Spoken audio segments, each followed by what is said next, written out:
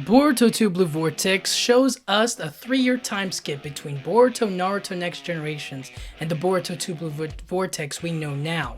But what I'm kind of curious about is, assuming certain story plot points happen and certain elements stay in contact, I wonder what could have been, or a certain way of things happening. So I want to follow the same kind of thread that Boruto 2 Blue Vortex follows, but we're gonna kill Boruto. Like, let's take Boruto out of the equation, right?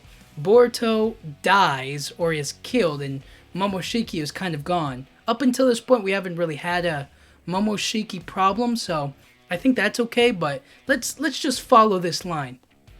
I'm kind of curious as to who would Kashin Koji pick next. Assuming that the Shinju still happen and all of that stuff with code and whatnot, assuming all of that is still a problem, right? Like, certain things are still going that way. Who would Kashin Koji trust to help him out in defeating the Shinju?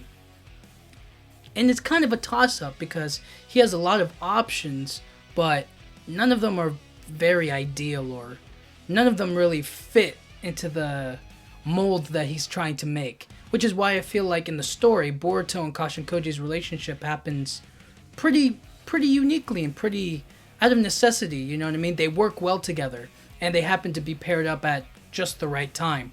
When Boruto had trained with Sasuke and knew, kind of like elevated his jutsu level, and it was like a stronger shinobi, and then Kashin Koji was able to help him master new stuff, you know what I mean? So it all kind of worked very well for them, and that's why, should anybody else come along, it's kind of weird to think about Kashin Koji maybe partnering with Kawaki.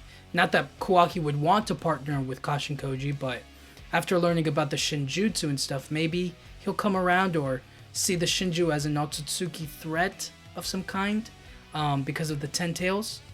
And then, but who knows what Kawaki would think. I doubt he would be all that receptive, and he would probably want to kill Kashin Koji more than anything. He'd probably be so up in his head about, like, I don't care who they are. If they show up, I'll kill them and stuff like that. And so he won't see a purpose for Kashin Koji. He won't have a reason to listen to him, really. And Kashin Koji would also have to invade the village or show up just to get Kawaki's attention. And then I thought, okay, if not that, then what are the chances he goes to Amado? Tries to find,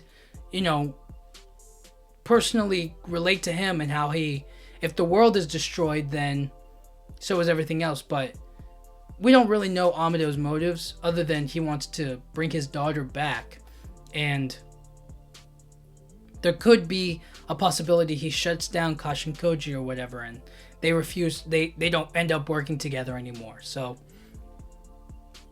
that's also a possibility. Shikamaru, it might be really difficult to get him on board. That's why Boruto was the perfect kind of medium to do it. And then the only person I can really think of that Kashin Koji might be willing to go for, or say that, like, this is the person I need to have help me, is Sarada Uchiha. She is the most likely candidate because she cares about Boruto, so his death would probably want her to help, in his name and in his death, and to prevent and save the village as a wannabe Hokage. I think that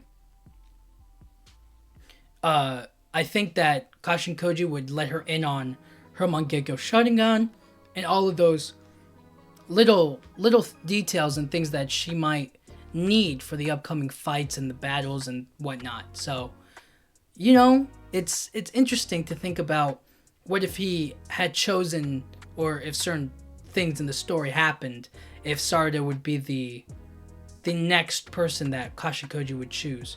And I imagine Sarada is the most likely candidate.